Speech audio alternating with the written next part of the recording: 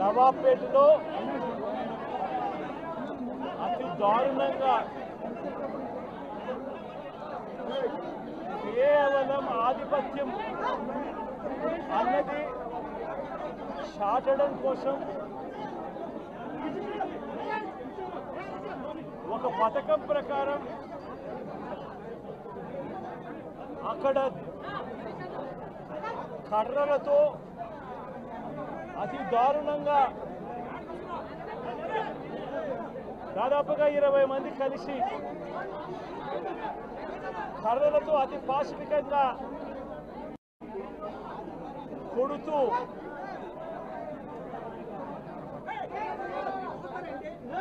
చివరికి హాస్పిటలైజ్ అయి తీవ్రమైన దెబ్బలతో వాళ్ళు హాస్పిటల్లో ఉంటే ఏం సాధిస్తా ఉన్నారు చంద్రబాబు నాయుడు గారిని అడుగుతా ఉన్నాను నేను.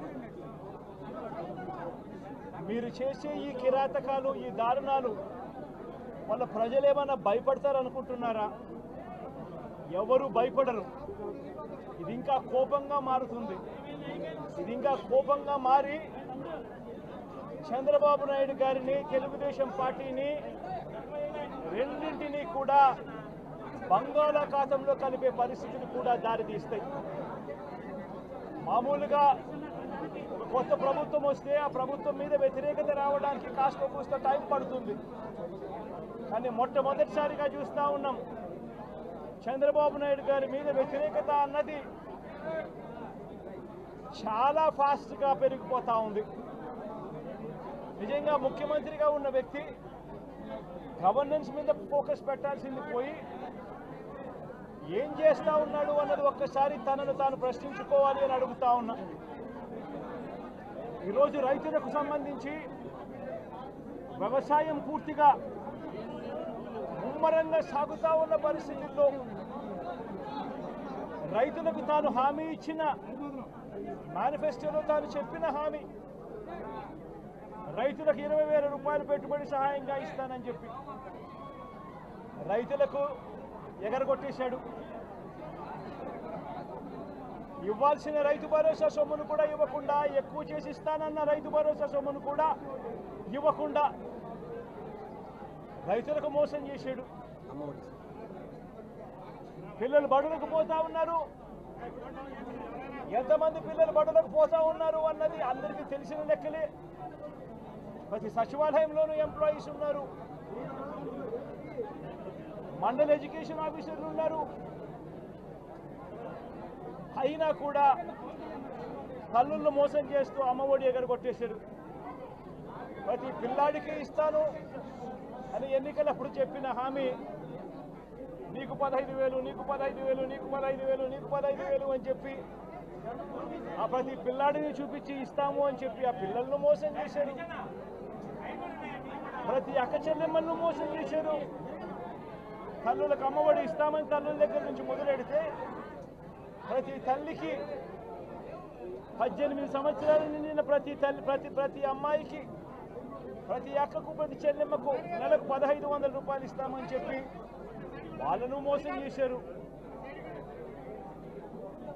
ఈరోజు ఫీజు రీయింబర్స్మెంట్ తీసుకుంటా ఉన్న పిల్లలు జనవరి, ఫిబ్రవరి, మార్చ్ క్వార్టర్ ఫీజులు రాలా. ఏప్రిల్, మే, జూన్ ఫీజులు, రెండో క్వార్టర్ కూడా ఫీజులు రాలా. పిల్లలు చదువుకునేదానికి కూడా ఇబ్బంది పడే పరిస్థితిలోకి, ఫీజులు కట్టలేని పరిస్థితిలోకి కాలేజీ యాజమాన్యాలు ఫీజులు అడుగుతా ఉన్న పరిస్థితిని ఈరోజు చూస్తూ ఉన్నాం. పిల్లలకు వసతి దీవెన ఎగరగొట్టేశారు. అక్క చెల్లెమ్మలకు 0 వడ్డీ కూడా రావాల్సిన 0 వడ్డీ కూడా మామూలుగా ఏప్రిల్లో రావాల్సింది అది ఎగరగొట్టేశారు.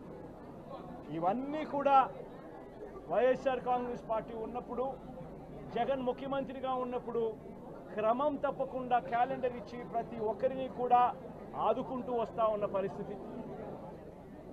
అమ్మఒడి అయితేనేమి, రైతు భరోసా అయితేనేమి, విద్యా దీవెన అయితేనేమి, వసతి దీవెన అయితేనేమి, 0 వడ్డీ అయితేనేమి, మత్స్యకాల భరోసా అయితేనేమి, ఇవన్నీ కూడా ప్రజలు మాకెందుకు ఇంకా ఇవ్వలేదు అని చెప్పి ప్రజలు అడుగుతా ఉన్నారు.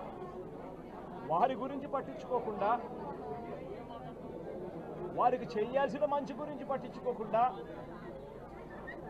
స్కూళ్ళను నిర్వీర్యం చేస్తూ, చదువులను నిర్వీర్యం చేస్తూ, హాస్పిటళ్లను నిర్వీర్యం చేస్తూ, చివరికి ఏ ఒక్కరూ కూడా మిమ్మల్ని ప్రశ్నించకూడదు అని, ఏ ఒక్కరూ కూడా రోడ్లెక్కకూడదు అని ఈ మాదిరిగా భయాందోళనను క్రియేట్ చేయాలనే ఉద్దేశంతో గ్రామ స్థాయి నుంచి మొదలెడితే ప్రతి ఒక్కరికి కూడా మీ కక్షలు, మీ కార్పణ్యాలు మీరు తీర్చుకోండి అని చెప్పి గ్రీన్ సిగ్నల్ ఇస్తూ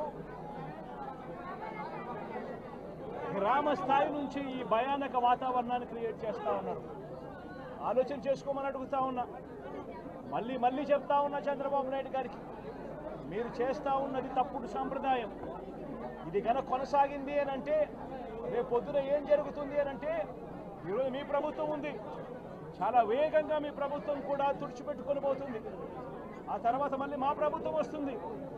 ఆ తప్పుడు మా ప్రభుత్వం వచ్చినప్పుడు కార్యకర్తలు నేను వద్దు అని చెప్పినా కూడా వినకుండా ఆ కార్యకర్తలు చంద్రబాబు నాయుడు గారి తెలుగుదేశం పార్టీ వాళ్ళందరికీ కూడా బుద్ధి చెప్పే పరిస్థితి కూడా చంద్రబాబు నాయుడు గారు బీజం వేస్తూ ఉన్నారు ఈరోజు.